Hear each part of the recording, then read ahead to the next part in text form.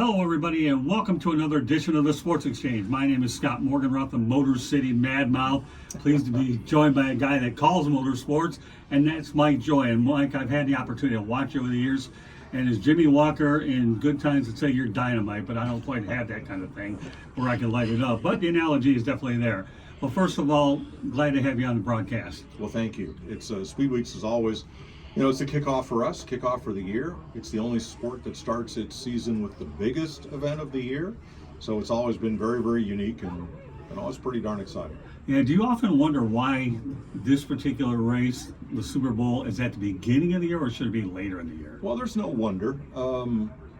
During the winter, everybody would build new cars, have them ready to start the next season. The season traditionally started here in Daytona. Plus, this is where NASCAR was headquartered. So even in the 50s, on the beach, 60s, 70s, everybody would come down here to start the season. This was the biggest, fastest speedway. It was the highest purse of the year. And then starting in 1979, it was the first race on TV. So it was always the biggest race, because after Daytona, the series would go off to Richmond or to Rockingham or to other tracks that were not part of the France family empire, including NASCAR. And those races were always just a little lesser. Still very exciting, but nothing like Daytona. All right, I know you've covered a lot of the major races, so you have Daytona, you've got Talladega. I know you've had a lot of great calls there.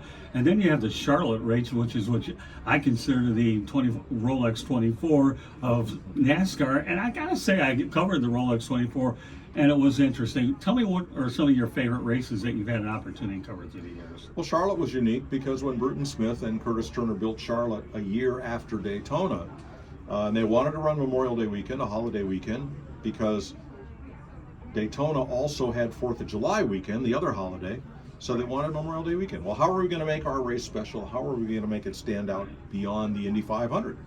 Well, let's make it a 600. Bigger is better, right? So it was the World 600, and that's what it's always been. But I have always, since my teenage years, been a big fan of the short tracks. So when we go to Martinsville or we go to Richmond, or for the All-Star race we're going to North Wilkesboro, that's kind of more like home.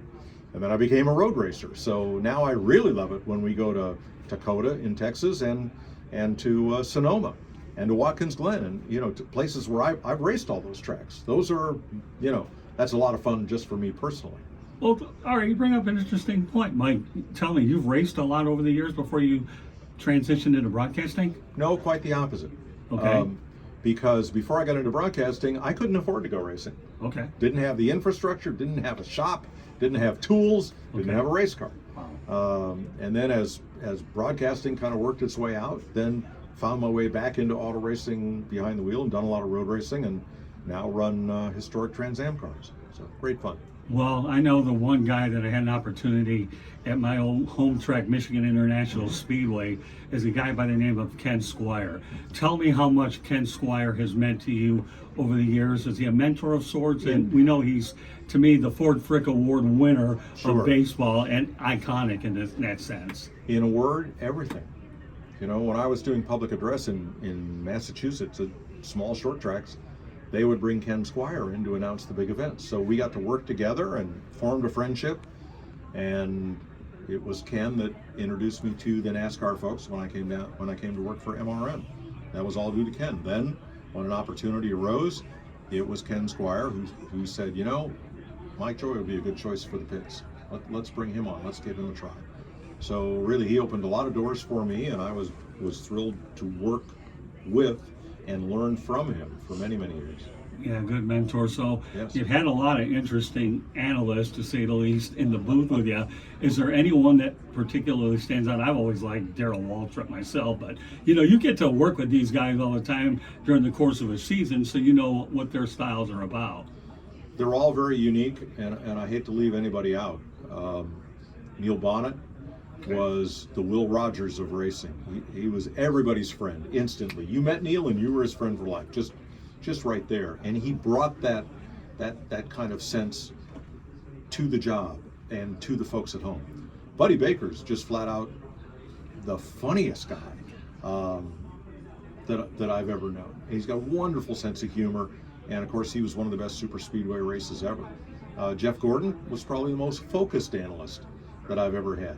Not only did Jeff know so much about the race car and what it's doing out on the racetrack and what the drivers are doing, he also knew what made good TV and how to make it all fit. So many people.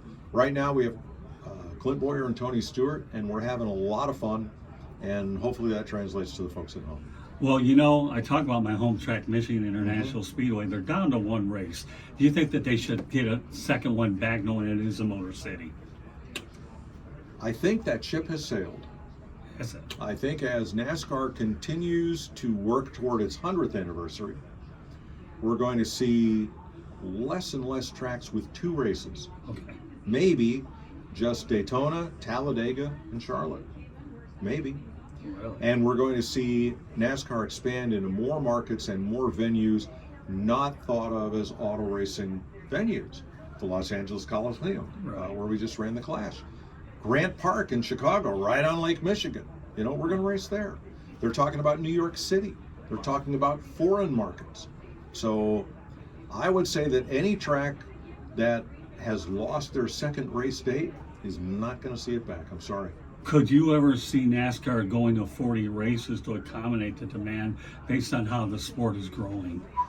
You'd have to ask the teams that if they could accommodate more races. I think right now they're pretty stretched out with the 36 we have plus the 2 special events. But I think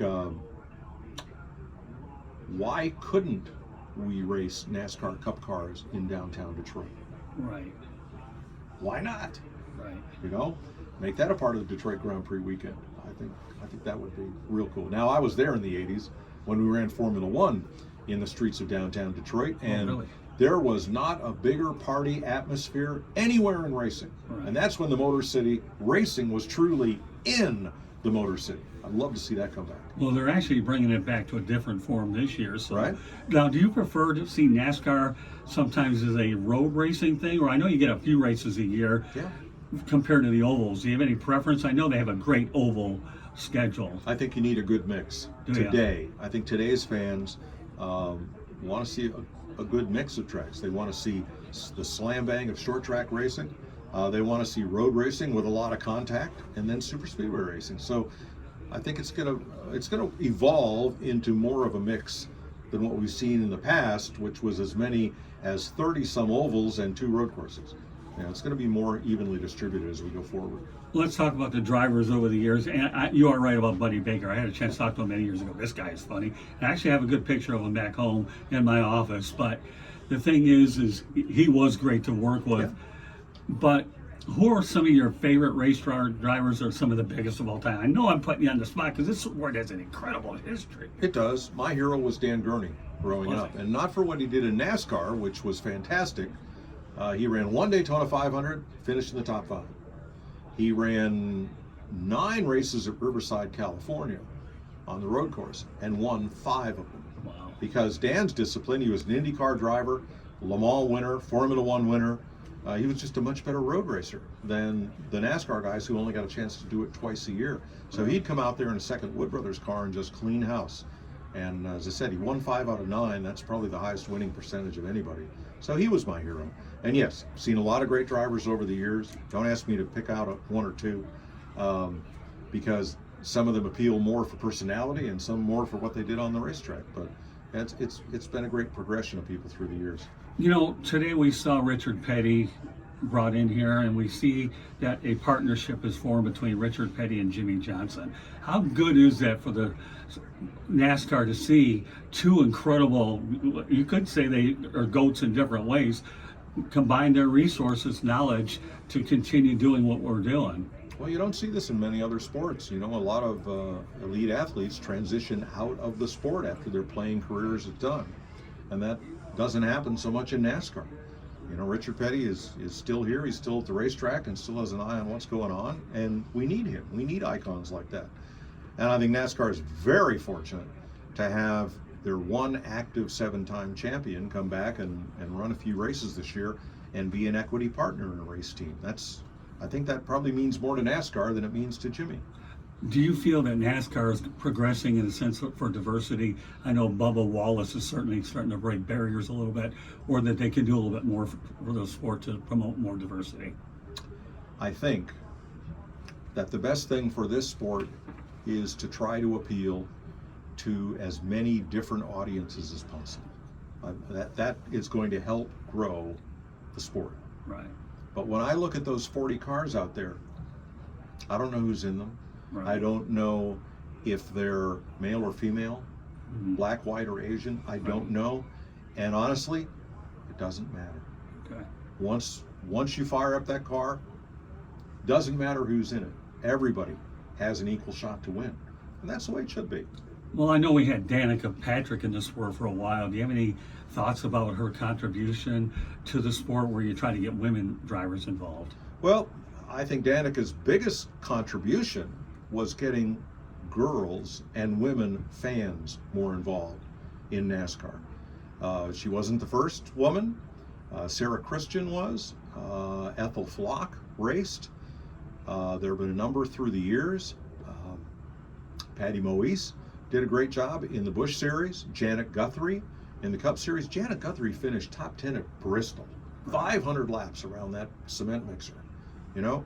And Danica, who had a much higher profile outside of racing than any of the other women I've mentioned, she did a great job in the car. I'm not sure she was always treated fairly by the other drivers on the track, but that's kind of the way things go. But she brought a lot of girls and women to pay attention to the sport that previously didn't have a reason to. So that was a great thing. One lady who I think was ahead of her time in the Indy cars was Sarah Fisher. And I enjoyed the opportunity to interview her over at Homestead. You know, it's just a shame that, you know, she isn't further along now, because I think she was probably one individual that could have competed at this level. Yeah, she had talent. Lynn St. James, we've had a lot. It seems we had a lot more women in open wheel racing than we've had in stock car racing. But yeah, as the years go by, I think that'll change. I think we'll see higher percentage of women and others. NASCAR has a diversity program. It's aimed more at drivers than it is at fans. But again, rising tide lifts all boats. You appeal to all the constituencies you can to try to fill that grandstand and fill the cars. The NASCAR Hall of Fame is located in downtown Charlotte. Do you feel that facility should have been built closer to the Concord Speedway instead of downtown where you had it all together and they can make it a big thing? Because I know in Talladega, No. they have everything fairly close. No. Okay. Follow the money. Okay. And the money was in downtown Charlotte. The bid was for Charlotte, not for Concord. Gotcha. It was for a big city and to build an attraction.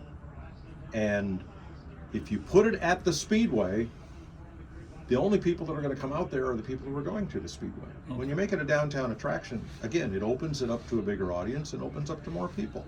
So I think it's in a great place right where it is. Well, now here we are, another Daytona 500. NASCAR's in its 75th year, 65 years at the track. Can you talk about some of your most memorable moments here at the Daytona 500? And I know you also alluded to the summer race, which I've actually attended as a fan. But this, to me, is a track that just blows you away the more you're around it. It is.